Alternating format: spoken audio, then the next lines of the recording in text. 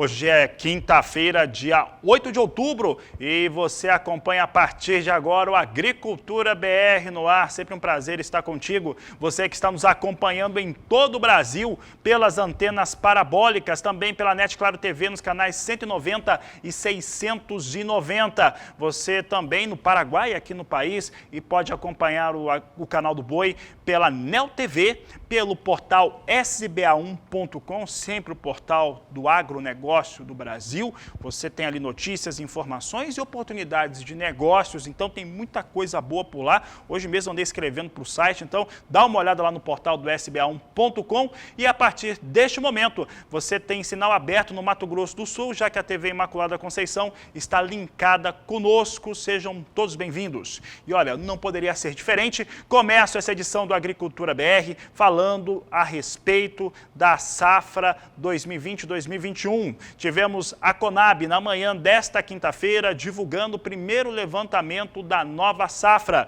apontando um recorde de 268 milhões e 700 mil toneladas a serem produzidas no Brasil, um recorde absoluto em relação ao que aconteceu na safra 19/20, que por enquanto é a safra recorde, e mais do que isso, destaque muito especial para o crescimento, para a produção de soja e milho aqui no país. E eu vou mostrar como é que ficou esse quadro em relação aos dados apresentados pela Conab, é o que você acompanha comigo a partir deste momento. Os números mostram aquilo que eu estava dizendo, em relação à produção total, em relação à soja, em relação ao milho e também o que aconteceu na safra passada. Números que chamam muita atenção porque vamos para um novo recorde. É recorde atrás de recorde quando falamos a respeito da produção brasileira de grãos. Veja conosco o que acontece. Primeiro, a previsão da safra pela Conab, previsão geral de safra, ficando aí na casa de 268 milhões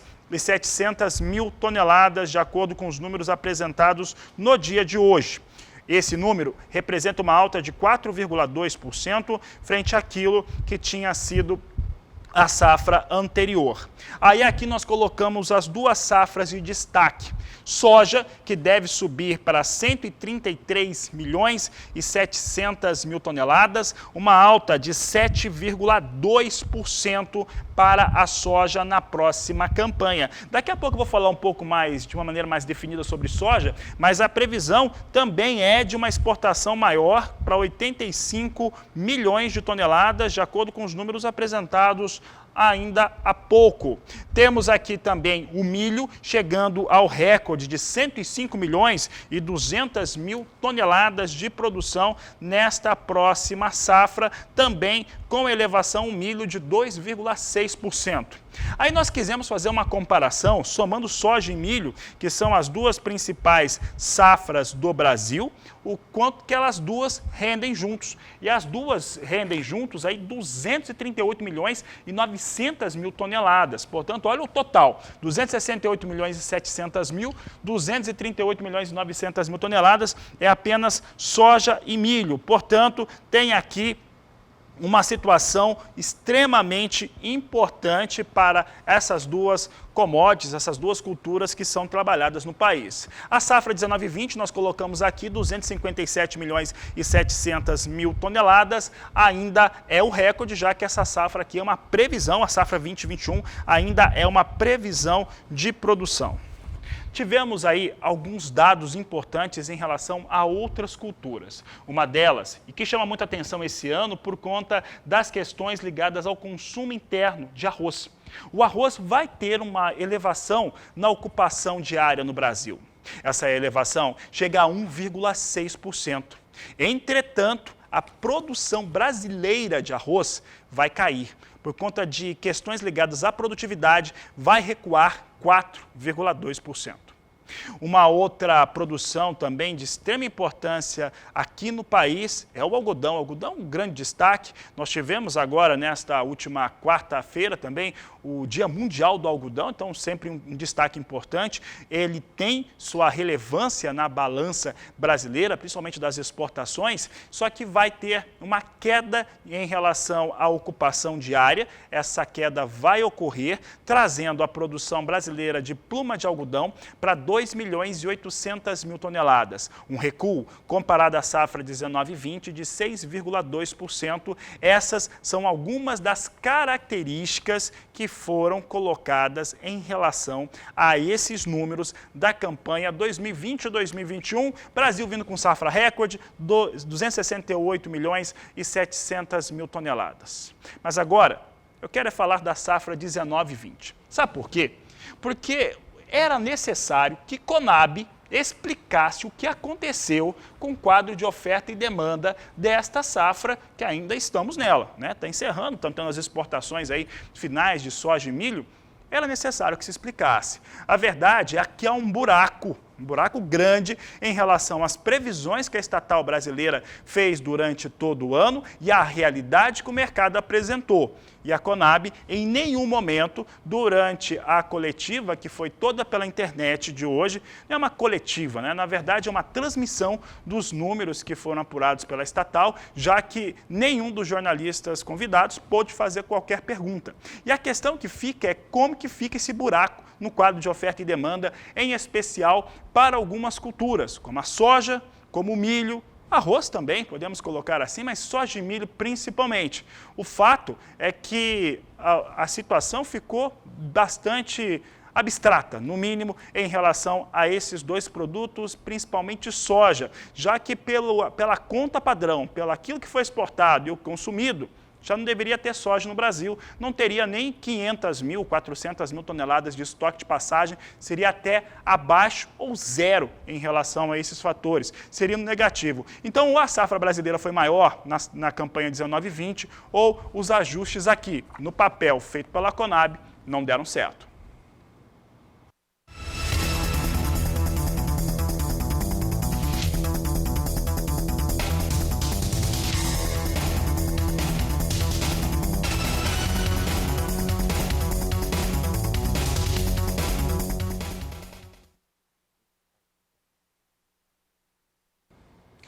Sigo falando agora de soja e vou falar agora ainda dos números da Conab que foram apresentados na manhã de hoje, mas agora destacando esses dados. Bom, é esperado uma safra recorde aqui no Brasil, acima de 133 milhões de toneladas pela estatal brasileira. E vai subir também as exportações nacionais para 85 milhões de toneladas, é o que eu mostro agora nesse quadro, dedicado apenas à cultura da soja no Brasil, para esse primeiro levantamento de safra. Produção estimada em 133.670.000 toneladas de soja, uma alta de 7,2%. A área total com a oleaginosa no Brasil vai alcançar 37.880.000 hectares ocupados com a oleaginosa. Portanto, 37.880.000 hectares crescendo sobre áreas de pastagem degradada. Não há área nova aberta para soja em parte nenhuma do Brasil. Cresce sobre áreas degradadas, cresce 2,5%. Já as exportações, elas sobem 3,7% para 85 milhões de toneladas, de acordo com os primeiros números da Conab para a soja na próxima safra.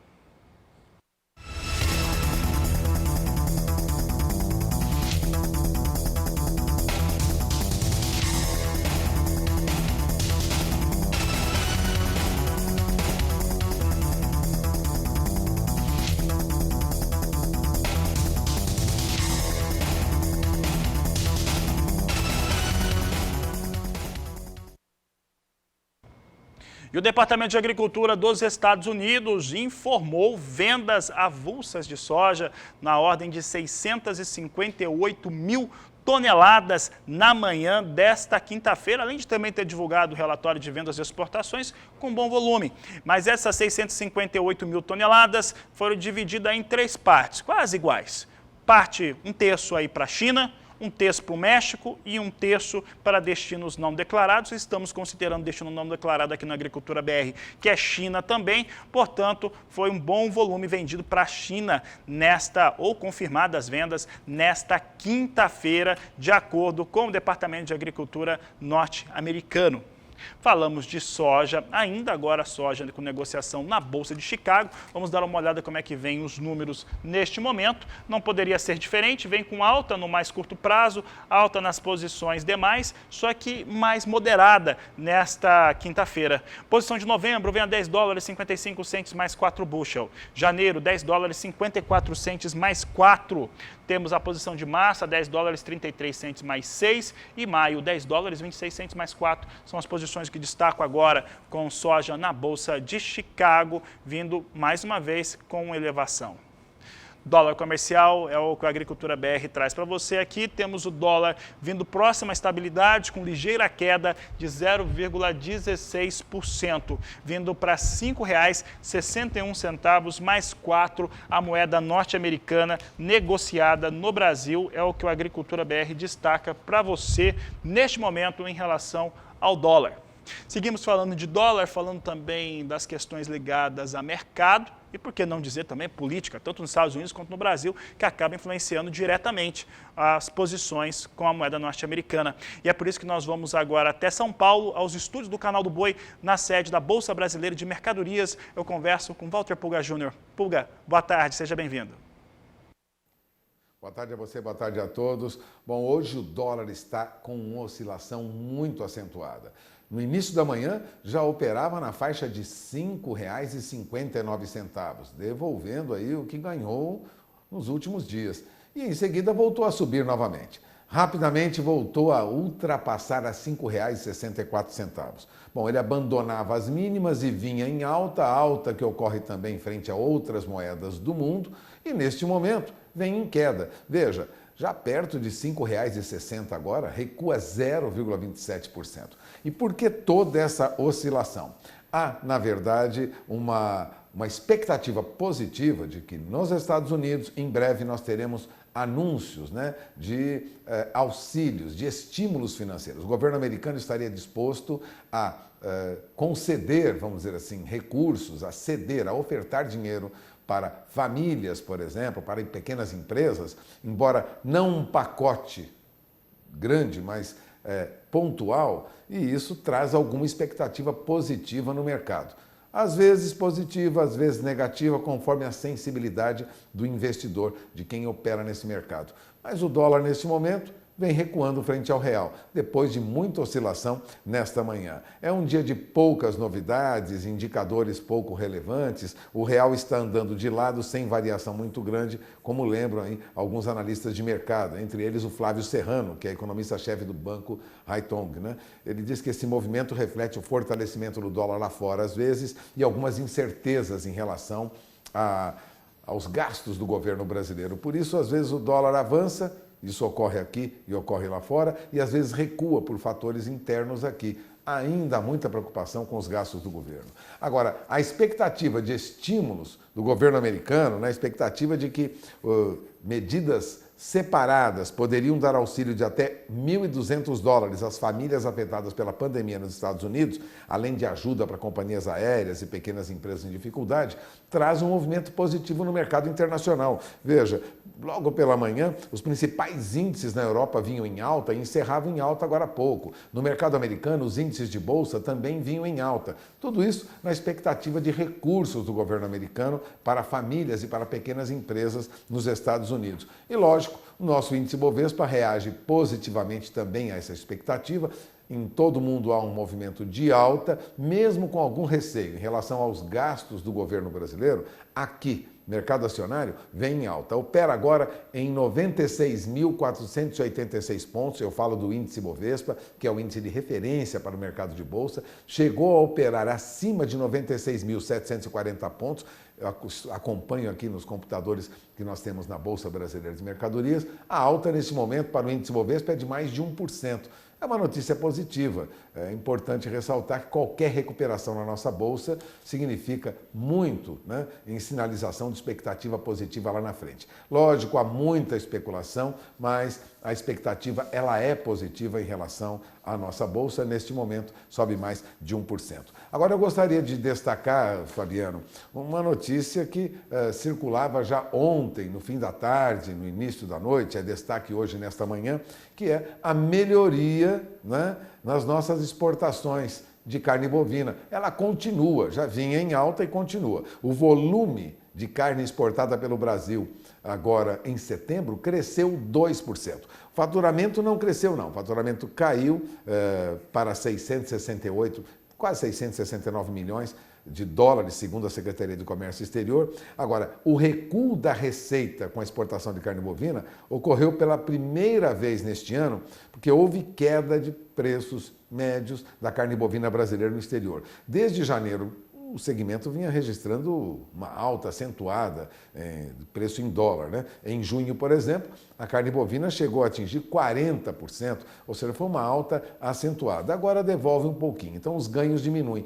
mas a exportação em volume continua alta. O principal país comprador, como se sabe, é a China, junto com Hong Kong, né? Mais de 839 mil toneladas apenas nos primeiros 9 meses deste ano, ou seja, 57% mais do que no mesmo período do ano passado. Exportamos muito para a China e para Hong Kong.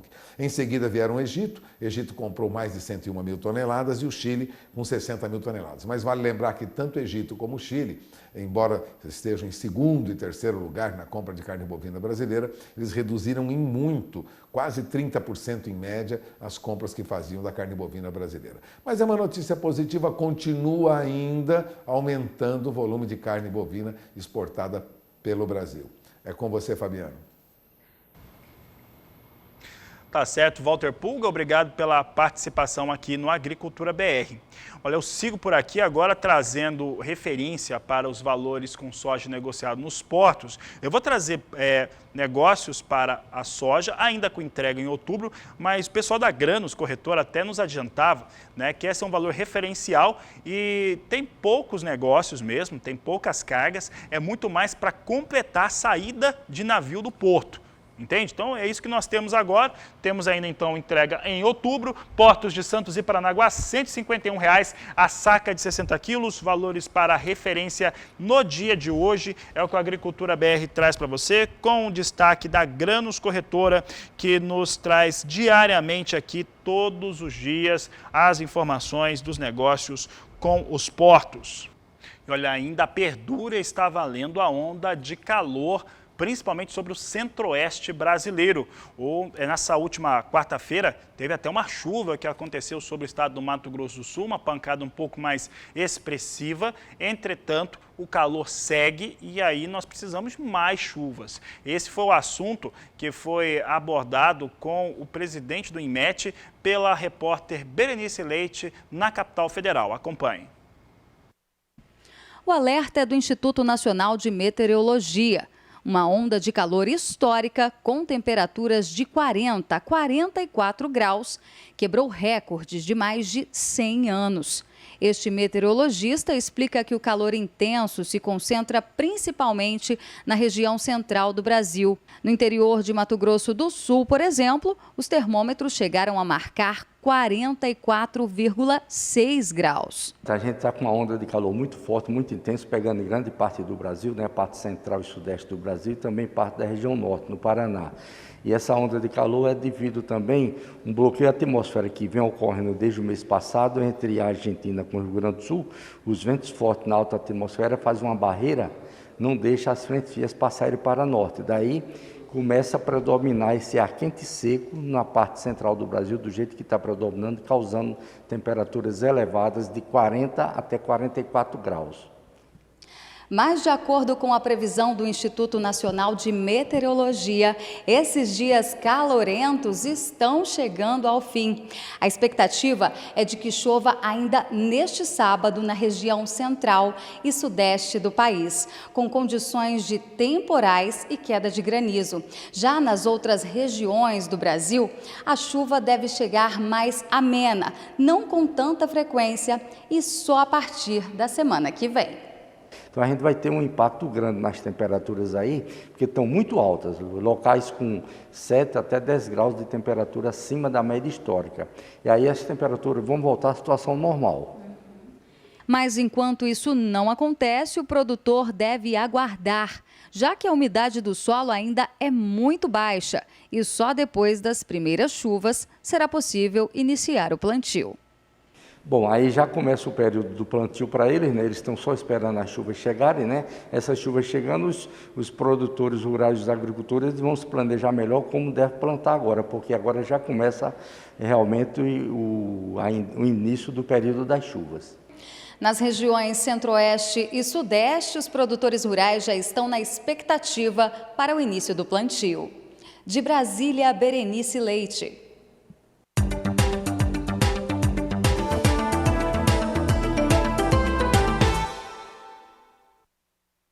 Volto a falar dos números da Conab para a safra 2020 e 2021.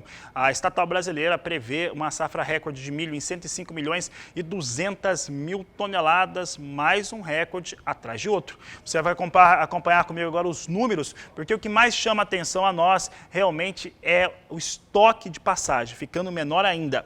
Veja só que a produção que nós trazemos aqui em relação aos números apresentados no dia de hoje, trazem 105 milhões e 200 mil toneladas de produção no Brasil. Vou pedir aqui para minha produção aqui dar uma corrigida no estoque final. Estoque final 7,2% menor e não 72%. 7,2% menor, por favor, se o pessoal puder corrigir, 7,2% menor no estoque final.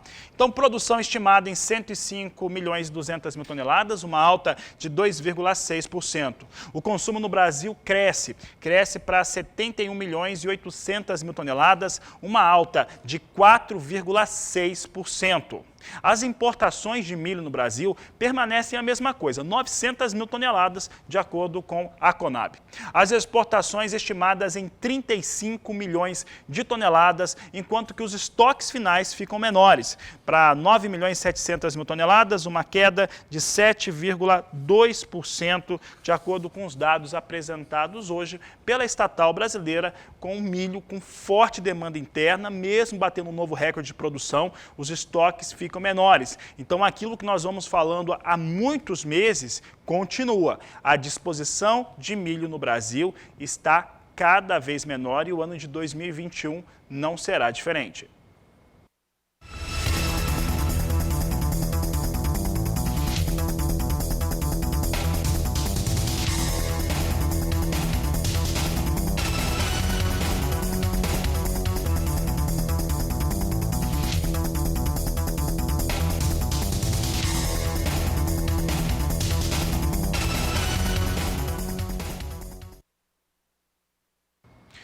Vamos acompanhar agora como é que vem o milho negociado em Chicago. Rapidamente, nós temos Chicago apresentando números em estabilidade. Posição de dezembro a $3,89 mais 2 o bushel. Março, $3,97. Maio, $4 1 cento mais 6 por bushel. Julho, $4 5 centos o bushel, depois de uma alta expressiva que ocorreu nesta última quarta-feira. Falo agora de bovinocultura, falo agora de animais confinados no Brasil e disposição de animais prontos. Olha, confinamento no Brasil, isso já desde o começo do ano a gente tem falado que ia ser menor. Alguns números dão conta de que o confinamento no país teve uma forte redução de pelo menos 33% se comparado à disposição que tinha de animais vindos de confinamento no ano passado, que já vinha com alguma queda. Então, 33% menor no ano de 2020. O primeiro giro de confinamento foi fraquíssimo, não chegou, só conseguiu cumprir os contratos que estavam ali definidos e agora também não tem expectativa de muitos animais disponíveis para mercado.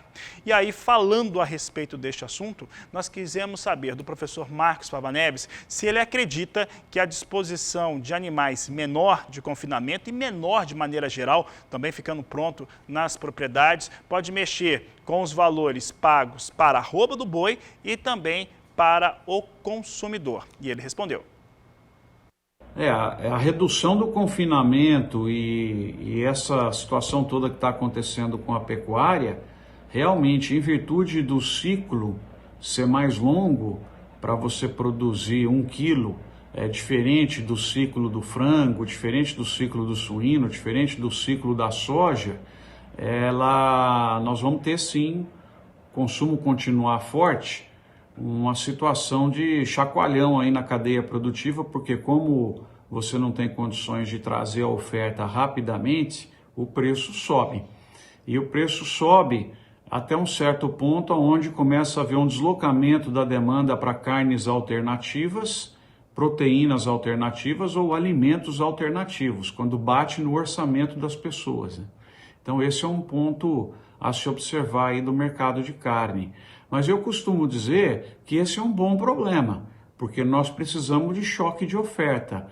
Choque de oferta, pessoal, é bom, é investimento necessário, é mais produtividade, é crescimento vertical, fazer mais com menos, criar oportunidades para negócios, para as pessoas. A pecuária no Brasil hoje precisa de um choque de oferta e toda vez que isso acontece é um bom problema.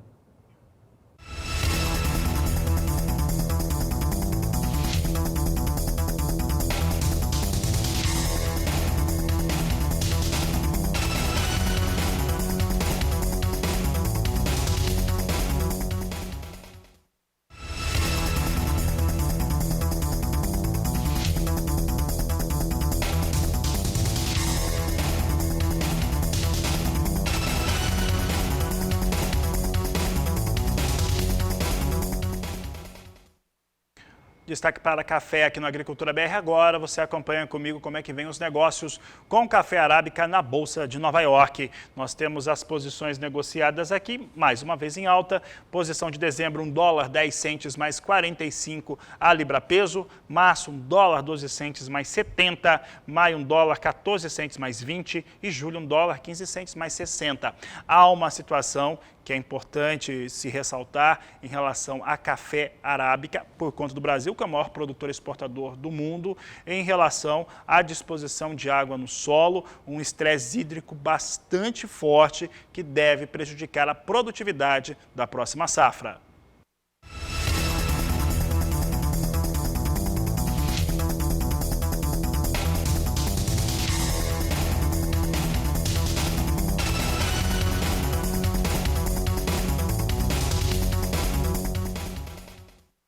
Falamos sobre café robusta agora no Agricultura BR. Você acompanha comigo os números negociados na Bolsa de Londres em tonelada e dólar. Nós temos hoje recuperação frente às perdas desta última quarta-feira. Novembro, $1.248 a tonelada, alta de 0,16%. Janeiro, $1.269 por tonelada, alta de 0,23%. A mesma alta é identificada na posição de março, com $1.284. E a posição de maio, negociada $1.300 a tonelada, estável no momento são os negócios com café robusta.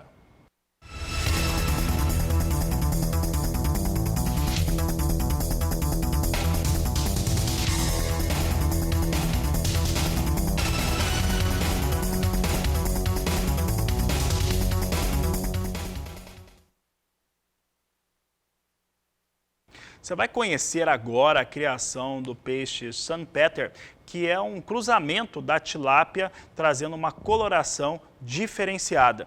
Você vai ver os resultados, como que essa produção tem sido feita, na reportagem de Mauro Andrade.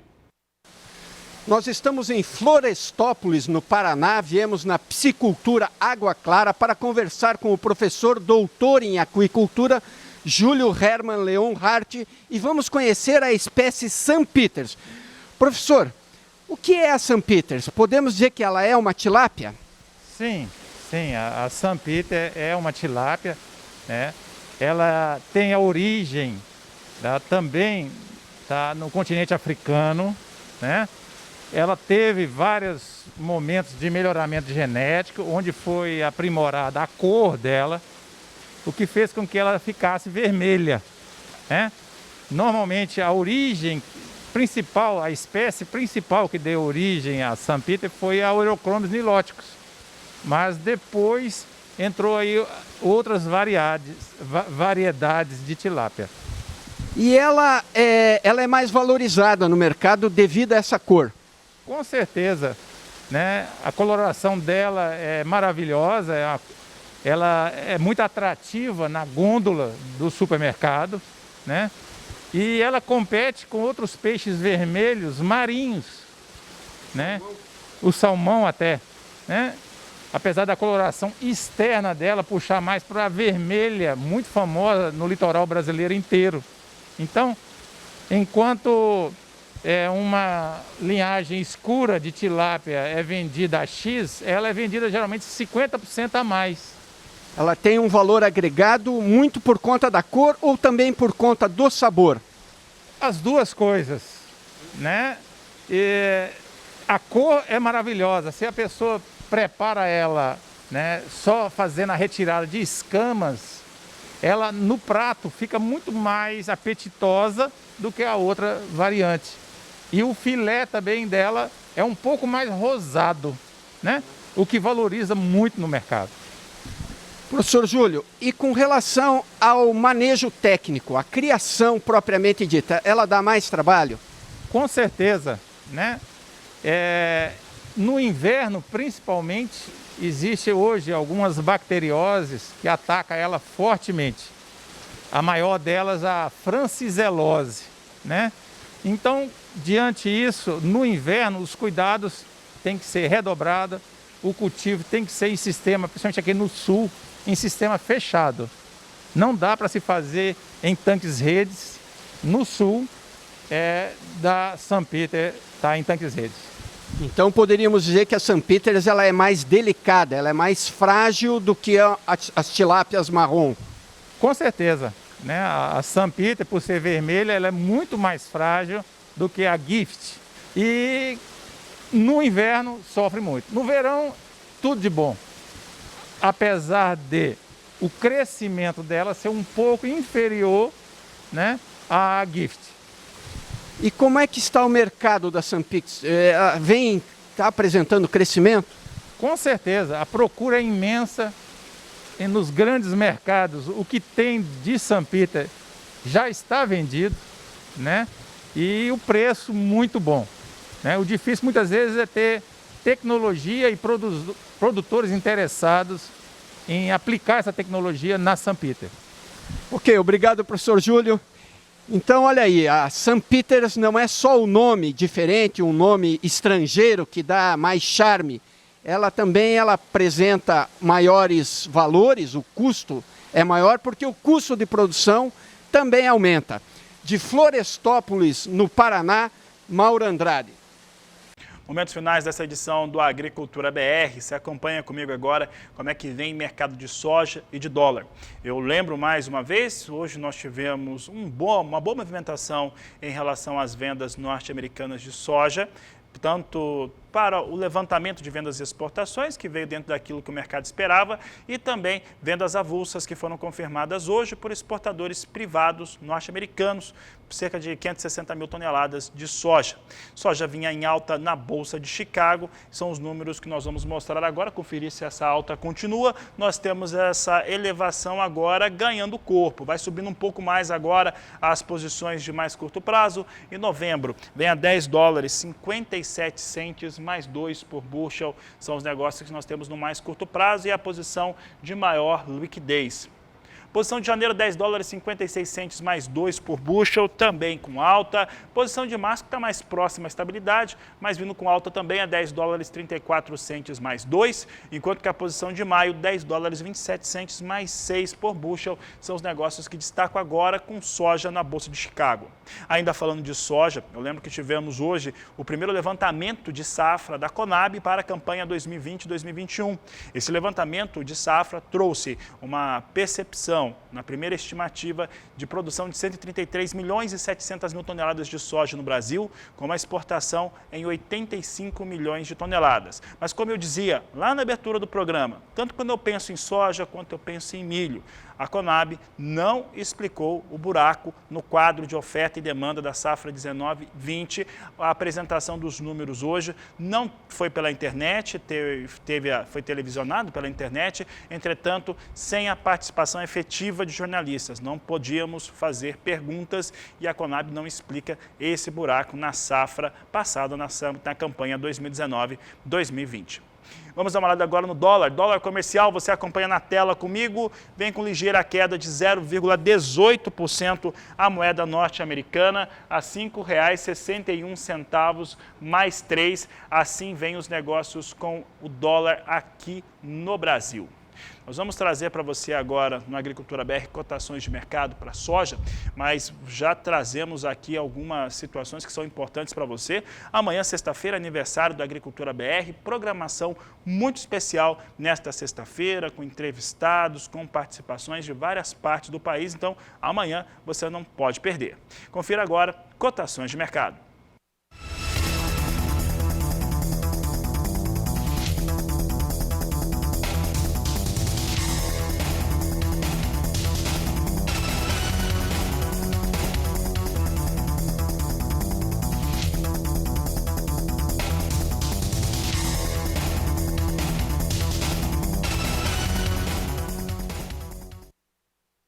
Essa edição do Agricultura BR vai ficando por aqui. Eu aproveito para convidar você para participar dos programas de amanhã do Agricultura BR, edições de aniversário, 6 anos, aqui no canal do Boi.